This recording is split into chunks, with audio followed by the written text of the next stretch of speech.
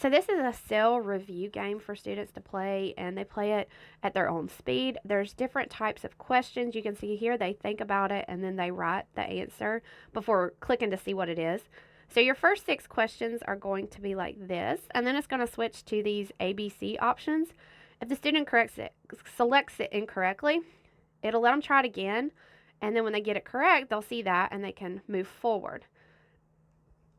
So you have several questions like this, and then the next section is build a mug. I skipped around, so this one's already kind of got everything added into it, whipped cream and candy.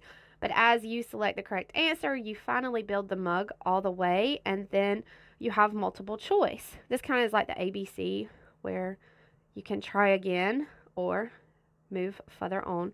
There's also some questions in here where the students will have to identify what they're seeing. I'm going to skip to those now. So what type of cell is this? Obviously this is plant, so you click it and the candy spins. So when you get it right, the candy will spin and the students know what the right answer is. I have a worksheet that goes with this. So here you can see the students will write the answer.